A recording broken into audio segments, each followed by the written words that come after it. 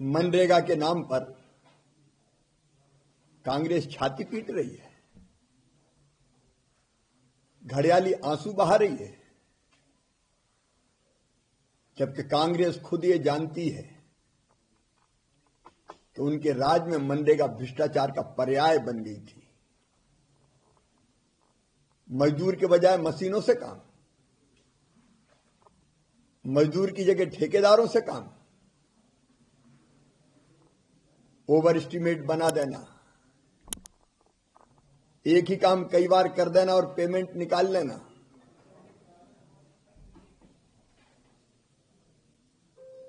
एक ही काम पे बार बार मिट्टी डाल देना, फर्जी जॉब कार्ड, ऐसे काम के मूल्यांकन हो ही ना। खुद श्री जयराम रमेश ने कहा था कि मनरेगा केवल गड्ढा खोदने के लिए और टॉयलेट बनाने के लिए। मोदी जी ने 2014 के बाद कई सुधार किए, कांग्रेस ने किया क्या? जब उनकी सरकार थी अंधा बांटे रेवड़ी चीन चीन के दे, हाथी के दांत खाने के और दिखाने के और। अरे ये मोदी जी थे जिन्होंने 1,11,000 करोड़ रुपया तक खर्च किया इस योजना में। कांग्रेस ने तो 40,000 से घटा के उनके ही कार्यकाल में 33,000 इस बजट को कर दिया था। और इतनी विशाल धनराशि के बाद भी क्या कोई काम विकास का हुआ मनरेगा में? गांव में एनडीए की सरकार में 8 लाख करोड़ रुपए से ज्यादा खर्च किए गए, 8 लाख करोड़ रुपए से ज्यादा दिए गए। यूपीए के समय तो केवल 2 लाख करोड़ रुपया दिए गए थे, लेकिन कोई गांव का विकास हुआ क्या? अब जरूरत थी मनरेगा को बदलकर ऐसी योजना लाने की जो मजदूरों के ज्यादा हित में हो। और विकसित भारत जी राम जी ऐसी योजना है कि जो ज्यादा मजदूर हितैषी है।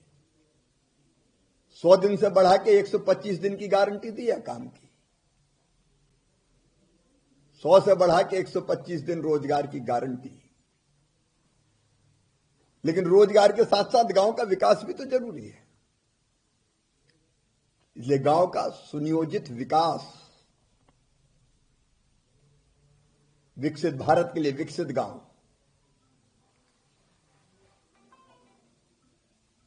जिसमें विकास के सारे काम ग्राम पंचायत तय करेगी, ऊपर से नहीं। पहले तो ऊपर से थोप दिए जाते थे काम, अब ग्राम पंचायत तय करेगी, ग्राम सभा तय करेगी। और इसके लिए जो प्रस्तावित बजट है वो 1,51,282 करोड़ पहले साल ली, ताकि मजदूर को काम भी भरपूर मिले और गांव का विकास भी ऐसा हो कि गरीबी मुक्त गांव, रोजगार युक्त गांव, विकसित गांव बन जाए।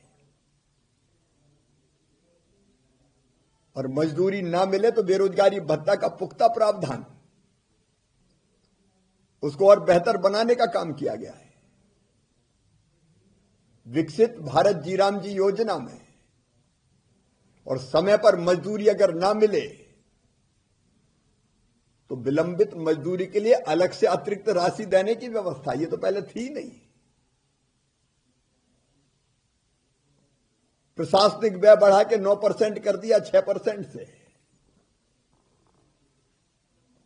ताकि रोजगार सहायक, मैट, टेक्निकल स्टाफ, उनको समय पर भरपूर वेतन मिल सके, मानदेय मिल सके। और किसान के लिए भी इसको उपयोगी बनाया गया है। ये मजदूर हितैषी, गांव के विकास को पूर्ण गति देने वाली, पूर्णता देने वाली,